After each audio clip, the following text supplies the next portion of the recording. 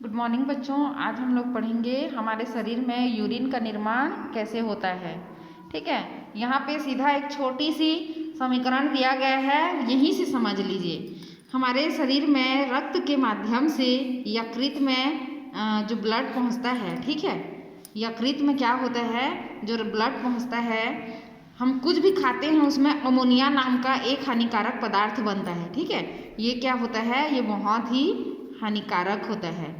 तो ये पदार्थ यकृत में पहुंचकर कार्बन डाइऑक्साइड के साथ क्रिया कर देता है और वो क्या हो जाता है, यूरिया में बदल जाता है, जो कि अमोनिया से कम हानिकारक होता है। जो यूरिया होता है अमोनिया से कम हानिकारक होता है। ठीक है, सबसे पहले क्या होता है, एक बार और बता रही हूँ, हमारे रक्त में हम जो भी खाते हैं पीते हैं तो उसकी क्रिया के फलस्वरूप अमोनिया बनता है, जो रक्त के द्वारा यकृत में पहुंचता है। यकृत में ये अमोनिया कार्बन डाइऑक्साइड से क्रिया कर लेता है और यूरिया में बदल जाता है, जो कि कम हानिकारक होता है। ठीक है, अब ये यूरिया रक्त के माध्यम से किडनी तक पहुंचता है। ठीक है, ये यूरिया रक्त के माध्यम से किडनी तक पहुंचता है और किडनी का काम है रक्त को छानना। जब किडनी तक ये यूरिया युक्त रक्त पहुंच जाता है तो वहाँ से क्या होता है, छन कर अलग हो जाता है।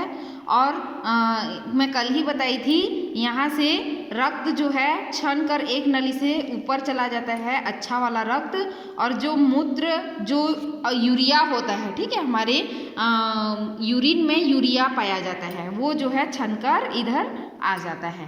ठीक है, इस प्रकार क्या होता है, हमारे शरीर में यूरिन का निर्माण होता है।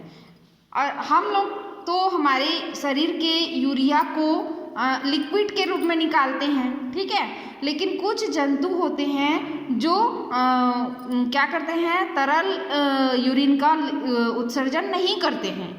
ठीक है, जैसे छिपकली है, सांप है, कबूतर है, ये लोग क्या करते हैं, अपने बीट के माध्यम से, उनके बीट में आप लोग देखे होंगे एक थोड़ा सा काला कलर होता है, थोड़ा सा सफ़ेद कलर होता है। जो सफ़ेद कलर का बीट होता है उसमें यूरिया होता है, और जो ब्लैक कलर का बीट होता है वो भोजन का अपशिष्ट होता है। तो इस प्रकार जो छिपकली, सांप, कबूतर, तिलचट्टा आदि जो है, ये ठोस के रूप में यूरिक अम्ल को उत्सर्जित करते हैं। ठीक है, ये लोग यूरिन नहीं निकालते हैं, ये जंतु ठोस के रूप में अब यूरिक अम्ल का उत्सर्जन करते हैं। ठीक है, यहाँ पे देखो लिखा है, बीट में पाया जाने वाला सफ़ेद भाग यूरिक अम्ल का होता है और काले भाग भोजन का अपशिष्ट होता है।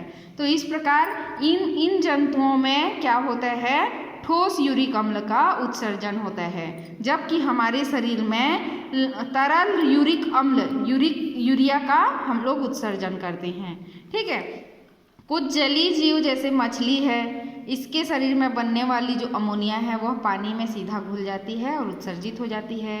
और सूक्ष्म जीव है, अमीबा, युगलिना, पैरामीशियम और हाइड्रा, ये भी अमोनिया को उत्सर्जित पदार्थ के रूप में निकालते हैं। चूँकि इनकी शारीरिक रचना, ये एक कोशिकीय जीव होते हैं, इनकी रचना सरल होती है और इनका शरीर जो है पानी से पूरा घिरा हुआ होता है, तो इनकी शरीर की सतह से जो अमोनिया है वो विसरित होकर, मतलब मान लो ये शरीर का सतह है, ये मान लो ये अमीबा है, इनके सतह से अंदर से अमोनिया जो है विसरित होकर बाहर निकल जाता है। विसरित मतलब यहाँ से सीधा डायरेक्ट उनकी सतह से बाहर निकल जाता है।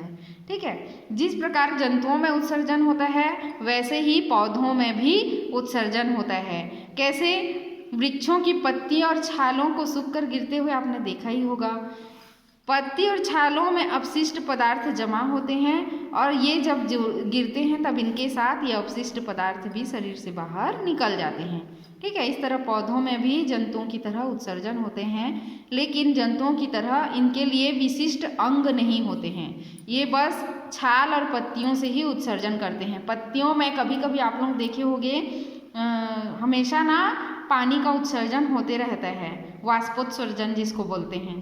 ठीक है, तो उसी से पौधे क्या करते हैं, पानी को उत्सर्जित करते हैं। और छाल में भी जैसे गोंद है, गोंद के रूप में होता है, आप लोग देखे हो, है ना, कुछ वृक्षों में गोंद निकलता है, तो वो एक प्रकार का अपशिष्ट पदार्थ होता है। ठीक है, यहाँ देखिए उत्सर्जी पदार्थ पौधों की कोशिकाओं में कैल्शियम ऑक्जेलेट और कैल्शियम कार्बोनेट के क्रिस्टल के रूप में होते हैं, और ये क्या होते हैं, जीवन पर्यंत बने रहते हैं। ठीक है, जिमीकंद और अरबी के पत्तों की सब्जी खाते समय गले में खुजली या चुभन का अनुभव किया होगा आपने।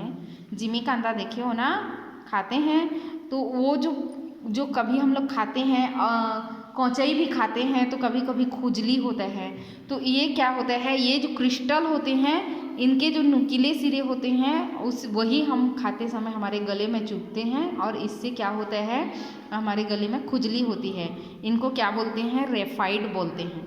क्या कहते हैं, रेफाइड के कारण। जिमीकंद और ये कौचई, अरबी मतलब कौचई, इसमें रेफाइड क्रिस्टल के कारण क्या होता है, हमारे गले में चुभन होता है। बरगद की पत्तियों में भी कैल्शियम कार्बोनेट का क्रिस्टल गुच्छ के रूप में जमा हो जाते हैं। ठीक है, बरगद का पेड़ में भी होता है। तो ये हो गया पौधों में उत्सर्जन। बरगद की पत्तियों का अनुप्रस्थ काट, यहाँ देखिए उसकी पत्ती में ऐसे गुच्छे बने रहते हैं। ठीक है, ये होते हैं कैल्शियम कार्बोनेट के क्रिस्टल होते हैं। ठीक है, यही क्या होते हैं, उसका अपशिष्ट पदार्थ होता है। इस प्रकार कई प्रकार के पत्ती में ऐसे हो सकता है, उसमें भी कुछ उत्सर्जी पदार्थ बनते हैं। उसमें से कुछ उत्सर्जी पदार्थ हमारे लिए उपयोगी होते हैं, जैसे गोंद, रबड़ और राल दिया है। ये हमारे लिए पौधों के उत्सर्जी पदार्थ हमारे लिए उपयोगी होते हैं।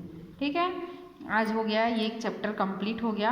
आप लोग इसका प्रश्न उत्तर मैं भेज दूंगी, और आप लोग इसको लिख लीजिए, ये भी आपको बनाना है। ठीक है।